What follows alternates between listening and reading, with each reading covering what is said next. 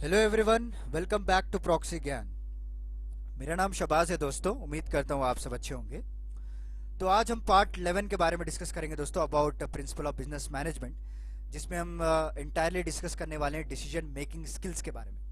तो what is decision making, what are the definitions which have been issued by our experts, and how it will help us to achieve our goals and objectives, and what are the steps to be followed to make a particular decision. So ये सारे चीज़ें आज हम discuss करने वाले हैं दोस्तों। Very important topic है और आपको एग्जाम पॉइंट ऑफ व्यू में भी पूछ सकते हैं कि एक सर्टेन टाइप ऑफ डेफिनेशन दे दिया जाएगा आपको, और चार ऑप्शंस दिए जाएंगे कि ये किसके अंडर आ रहा है, प्लानिंग के अंडर, ऑर्गेनाइजिंग के अंडर, या डिसीजन मेकिंग के अंडर। ऐसा कुछ आपको बना सकते हैं क्वेश्चंस। तो चलिए आज का लेक्चर हम शुरू करते हैं। तो शुरू करने से पहले मैं आपको एक छोटा सा रिमाइंडर देना चाहता हूं दोस्तों कि अगर आपको कोई भी डाउट्स हो रिलेटेड टू मैथ्स, तो आप हमारे मैथ्स एक्सपर्ट एजुकेटर के द्वारा सारे डाउट्स रियल टाइम में सॉल्व कर सकते हैं। वो आपको गाइडेंस भी प्रोवाइड करेंगे। हमारा वेबसाइट विजिट कीजिए www.proxygyan.com। वहाँ पे आपको जो सारे डिटेल्स मिल जाएंगे। अपने टाइम और रिक्वायरमेंट के हिसाब से आप अपने सेशन को बुक कर सकते हैं दोस्तों। एंड वन मोर थिंग, अगर आपको एग्जामिनेशन के लिए काउंसलिंग चाहिए तो वो भी अवेलेबल है हमारे वेबसाइट में। तो जल्दी से जाइए, आज ही विजिट कीजिए ताकि आपको एक क्लियर आइडिया मिल जाएगा। तो चलिए आज का लेक्चर हम शुरू करते हैं। तो decision making, what is a decision making? देखिए, डिसीजन इन द सेंस कोई प्रॉब्लम का सॉल्यूशन निकालना, ओके, निर्णय लेना। वी हैव टू डिसाइड कि इस टाइम पे मैं क्या करूंगा तो मेरे लिए अच्छा होगा, और क्या नहीं करूंगा तो मेरे लिए क्या है, अच्छा नहीं होगा। This is very important. Okay, so ये नहीं करूंगा तो इट्स गुड फॉर मी, ये करूंगा तो इट्स गुड फॉर मी। तो दिस जो डिसीजन हम रोजाना लेते आते हैं दोस्तों, इट्स नॉट लाइक दैट कि आप ऑर्गेनाइजेशन में ही जाओ तभी आप डिसीजन लो। आपके लाइफ में भी आपने कई सारे डिसीजन लिया होगा। जब से आपको होश संभाला है, जब आपका यू आर गेट अवेयर कि आप पर्सनल खुद अपने लाइफ के डिसीजन ले सकते हैं, तो आज तक आपने कई सारे डिसीजन ले चुके होंगे, right? Regarding to your relationship, regarding to your studies, okay, regarding to your life of choice of life, everything will be there.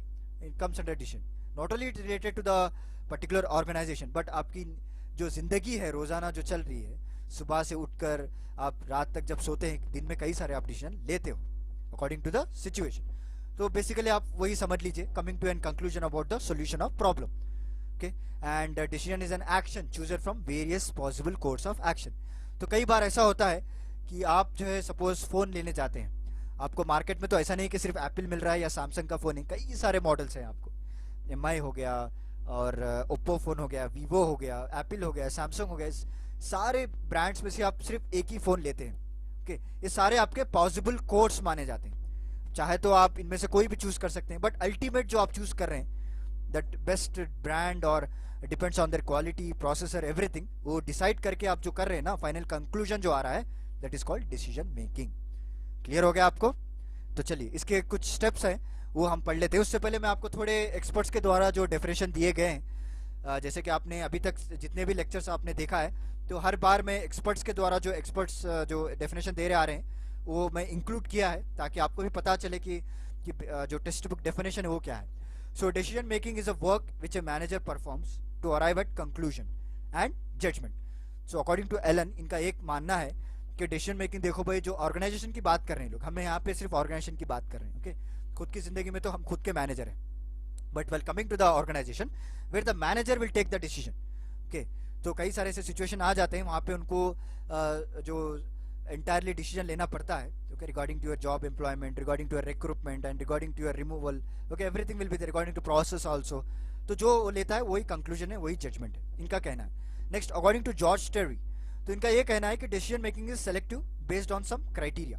तो जैसे मैंने आपको बताया कि आपको कई सारे ऑल्टरनेटिव्स दिए जाते हैं फॉर फोन, बट आप उस ऑल्टरनेटिव्स में सिर्फ एक ही को चुनते हैं, सेलेक्ट करते हैं, that is called decision making.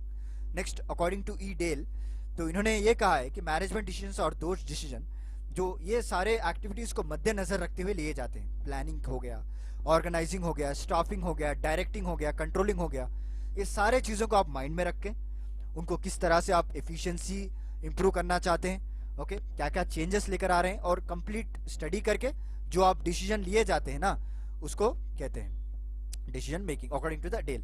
तो हमने इन डिटेल पढ़ लिया है दोस्तों, प्लानिंग के बारे में, स्टाफिंग के बारे में, डायरेक्टिंग के भी कई सारे सब एलिमेंट्स मैंने आपको पढ़ाए हैं। तो आई रिक्वेस्ट यू तो please go through all my lectures, okay. बस हार्डली आपको कंप्लीट लेक्चर की अगर आप पूरी प्लेलिस्ट देख लें तो 2-3 घंटे में खत्म हो जाएगा, I think hardly 2 hours. Okay, so ताकि आपको क्लियर पिक्चर हो जाएगा, एग्जाम में आपको कोई भी क्वेश्चन पूछे तो आप इजीली उसको आंसर कर सकते हैं। ओके, तो let's move on, we will see what are the steps to be followed while making the decision, what is the process to be followed। First हो गया सेटिंग स्पेसिफिक ऑब्जेक्टिव।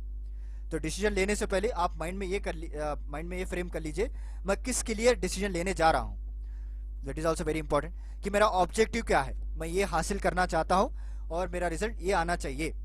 नेक्स्ट हो गया identification of problem. Problem को पहचाने बगैर ही आप decision किस तरह से लेते हैं जब आपको पता ही नहीं है प्रॉब्लम क्या है, how will take the decision. Next searching for alternatives. Next हो गया to evaluate and select alternatives। next action and follow। so these are the 5 steps and 5 flow of process which needs to be followed while making the decision। तो let's move on, one by one मैं आपको in detail पढ़ाऊंगा इसमें। तो पहला है setting specific objective. तो हर business activities के अपने गोल्स रहते हैं ऑब्वियसली, ओके, और उनका हर एक ऑब्जेक्टिव एक एसेंशियल स्टेप है towards achieving their profits and all, towards achieving their fame in the market. Every objective place a very important role, छोटा सा छोटा ही क्यों ना हो, it will play a very huge role. तो इसके आप अगर पहले ऑब्जेक्टिव सेट कर लेंगे, भाई मुझे ये रिजल्ट आने वाला है, ये रिजल्ट आना चाहिए, आने वाला नहीं, अभी आया नहीं है, आना है, और इस तरह से मेरी एफिशिएंसी बढ़ानी है मेरी कंपनी की, आपने डिसाइड कर लिया। उसके बाद आपने कोई डिसीजन लेकर इम्प्लाई कर दिया, बीच में जो है कई सारे प्रॉब्लम्स आते हैं आपको, so you need to identify the problem. Second step वही है हमारा। Okay, so real beginning of decision making यहीं से शुरुआत होती है, क्योंकि पहली बार जब इंप्लीमेंट करते हैं, कोई चीज़ लॉन्च करते हैं, तो उतना इशू नहीं होता है। जब ये प्रोडक्ट या कोई भी चीज़ हो जब चलने लगता है तब आपको फेस होना शुरू होंगे, तब आप डिसीजन लेना पड़ेगा। Okay, so basically you have to find out, you have to come up with the solution, what is we have, sorry not solution, we have to find out the problem कि कहाँ पे main focus करना है हम लोगों को, ताकि हम आगे चलकर डिसीजन ले सके। Next searching for an alternative. अभी आपको प्रॉब्लम पता चल गया, हाँ भाई देखिए जो है सपोज प्रोडक्शन की बात ले लें, यहाँ पे हमको एरर आ रहा है, इसको अगर हम रेक्टिफाई करेंगे तो हमारी क्वालिटी इंप्रूव हो जाएगी। ओके, उसके लिए क्या क्या स्टेप्स है, चाहे आप मशीन को बदलाइए, चाहे आप जो मशीन पे काम कर रहे हैं वर्कर को उसको रिप्लेस कीजिए, ओके, और उसके टूल्स जो है वो रिप्लेस कर सकते हैं आप, और या फिर मशीन को बदलाकर कोई सॉफ्टवेयर टेक्नोलॉजी लाना चाह रहे वो यूज़ कीजिए। कई सारे अल्टरनेटिव्स हैं टू सॉल्व द प्रॉब्लम, और उसमें कौन सा पॉसिबल है, कौन सा आपको मैनेजरिकल है, वो इंपॉर्टेंट है। आपके जो फाइनेंशियल कैपेबिलिटी के हिसाब से आप कौन सा डिसीजन लेते हैं वो वेरी इंपॉर्टेंट। तो वही सारे कई सारे अल्टरनेटिव्स हैं आपके मोबाइल फ़ोन के, तो आप कौन सा लेना चाहते हैं, तो आप basically you look at your budget. मेरा बजट 20-30 हज़ार है, इसी में लेंगे ना आप, आउट ऑफ बजट जाएंगे, राइट, ऐसा तो नहीं हो सकता। अल्टरनेटिव्स तो है, बट उसमें कौन सा आपका पॉसिबल सोल्यूशन है वो देखना चाहिए। नेक्स्ट हो गया to evaluate and selected alternatives. This are all very understandable things दोस्तों, अगर आपने एक बार पढ़ लिया ना तब भी आपको समझ में आ जाएंगे। There is no need to get a lecture separate on that, but however as an educator मैं आपको हेल्प करना मेरी जिम्मेदारी है, तो मैं आपको एग्जाम्पल्स के तौर पर समझा सकता हूँ, ताकि आपको ये जो टेक्स्ट बुक मैटर है ना, एज इट इज़ लिखने की कोई ज़रूरत नहीं है, आपको कोई पूछेगा नहीं, क्योंकि एग्जाम में थोड़ी ये टेक्स्ट बुक से आपको पूछ सकते हैं। दे विल जनरली आस्क, जो आपके कॉमन सेंस यूज करके आपको इसको आंसर करना पड़ता है, ठीक है। To evaluate and select an alternative, इसके बाद क्या करते हैं हम, एक बार एवेल्युएट करते हैं, उसके सारे रिक्वायरमेंट्स को पढ़ा जाता है, और उसके बाद मैच करते हैं आप, मेरी कॉस्ट इकोनॉमी में है या नहीं, ओके, या फिर मेरे बजट में आ रहा है या नहीं, ये राइट। और if you talk about the production, if it is coming under my time factor, it's have any social effects, उसके अगर मैं ये डिसीजन लूंगा तो क्या इफेक्ट होगा आगे चलकर।